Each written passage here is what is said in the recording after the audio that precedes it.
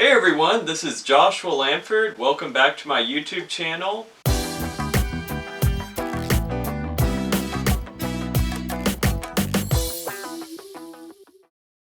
And welcome to part 2 on how to improvise on traditional classical instruments.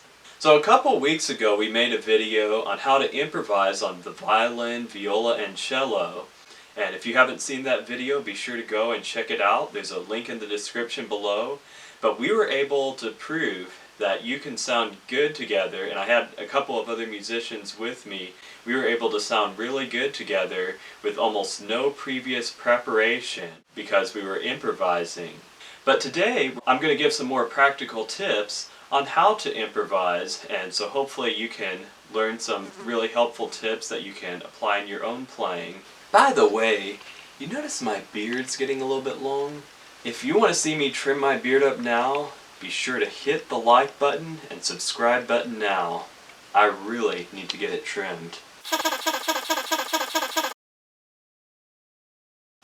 So here are 3 tips that you can use to play over any chord progression and play with any other musician. So the first tip is you need to know the arpeggios for each chord that is being played.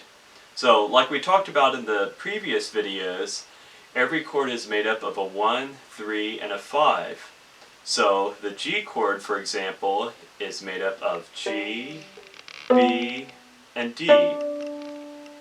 For the arpeggios, those are the individual notes in each chord.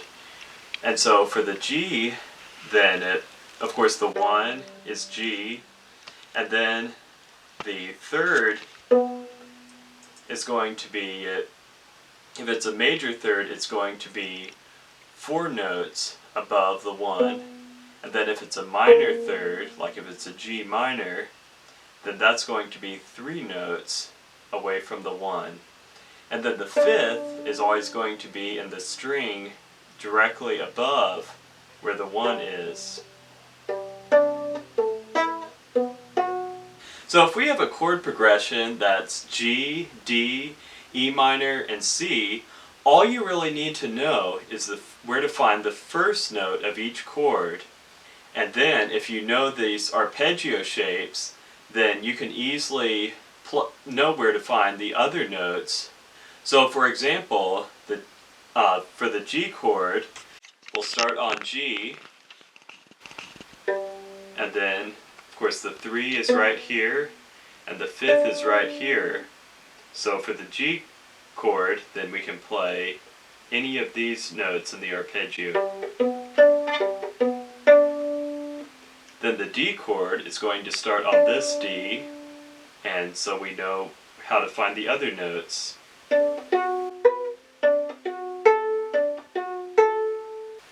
And then the E minor chord is going to start on this E, and of course we know, based on the arpeggio shape, how to find the other notes. And then the C chord is going to start on this C. And that's where the other notes are. So now I'm going to play the notes from those arpeggios over that chord progression. I'm going to play the G, the D, the E minor, and the C arpeggios.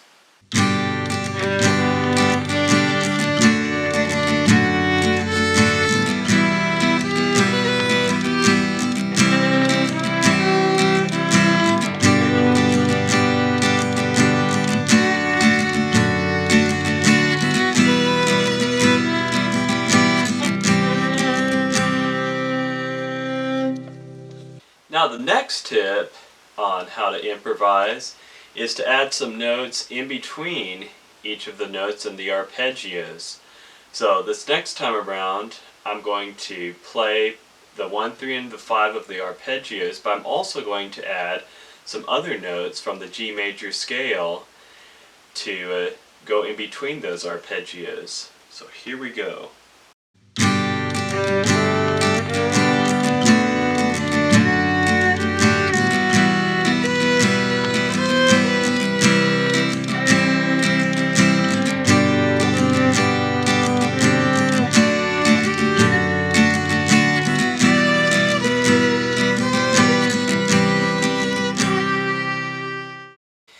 might say, all that arpeggio stuff and all that other music theory stuff, it's just kind of hard for me to remember. Well, the third tip that I can give you is to play by ear.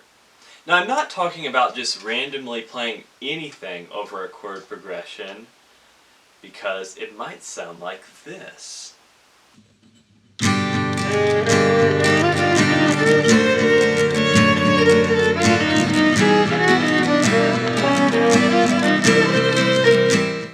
Whew! That was bad. So what I'm talking about is not just randomly playing any note over a chord progression, but playing in the G major scale over a chord progression that's in the key of G major. And of course that would apply playing the C major scale over a chord progression in C, and so on. And the notes that do not sound particularly good, like the 2 note, might not sound good, but you can use it as a passing note and then focus in on the notes that do sound really good.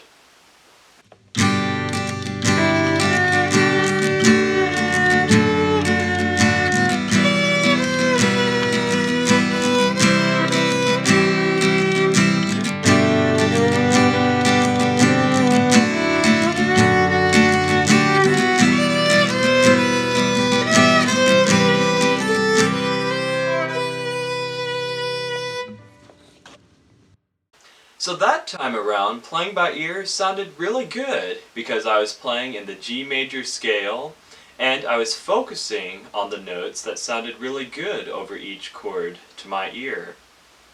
So I hope these tips have really helped you and you've learned some skills that you can use to improvise over any chord progression. So be sure to leave a like if you found this video helpful, and also subscribe.